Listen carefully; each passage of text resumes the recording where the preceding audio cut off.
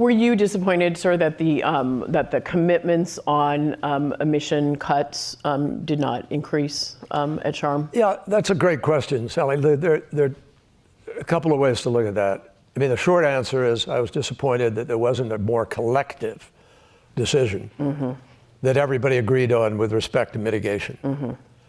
And there are two levels to look at in terms of that. There are individual nations that have stepped up that are doing things, and then there's the collective that has to really join together to make this happen. At the collective level, I think it fell slightly short. At the individual level, there were a lot of countries that did step up. 30 nations increased their NDCs. We had the Indonesia just economic, just transition partnership announced. We had an agreement we reached with Egypt, a very interesting one, where Egypt will shut down 11 gas turbines and they will cease the use of 5 gigawatts worth of gas power, transfer that gas to Europe in order to help Europe through the difficult time with Ukraine, but shut the turbines altogether, which reduces their emissions, and deploy 10 gigawatts of solar and wind. So it's a 15 gigawatt net transition in the right direction, which we helped by providing $500 million together with Germany, which really stepped up, and the EU and the EBRD, the European Development Bank, Reconstruction Bank. So we put together about $500 million to do what I talked about a moment ago, the concessionary money, the risk-taking money up front in order to help grease the skids and make the deal happen. So that's a big step forward. The methane pledge, we started that in Glasgow.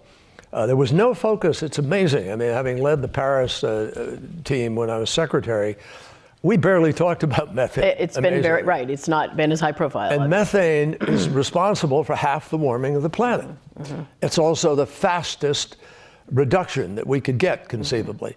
So we now have 150 nations that have joined in the methane pledge, which is to have a global reduction of methane by 30% globally by 2030. If that were to happen, and I think it can, I really believe it could, because methane is simple, it's not high tech, it's low tech, it's plumbing, it's plugging a well or plugging leaks and stopping it in the transfer or use. And there are ways to do that we can do. So if we accomplish it, it's the equivalent of every automobile in the world, every truck in the world, every plane in the world, every ship in the world going to zero by 2030. That is a big grab. So that's the kind of thing that's encouraging and says, whoa, 150 nations, 50 of those nations have put forward national action plans on methane. So again, it's great, but we got to get 200 nations. We got to get everybody engaged. Well, 200, I'll settle there with the island states, and a few small nations in Africa obviously are not contributing to this problem. Right.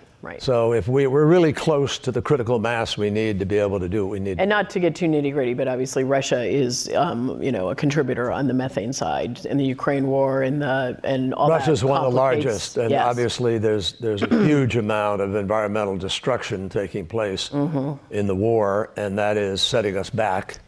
In and of itself. Setting back by how much? And also I can't tell you precisely. Just the lack of ability, though, to bring. No, but it's changed.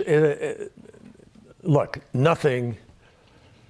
There's no. I don't want to diminish one iota the horror of what is happening in Ukraine, and the absolute, the illegality and the depravity of what has been taking place there. So nothing that I say is meant to somehow be a comparison to that process. That said, Ukraine has altered the dynamics of the transition that we were really ramping up to out of Glasgow. And because of the lack of gas and the energy prices going up, it has afforded some people an opportunity to be able to make the argument, oh, you see, we were going too fast on the green side.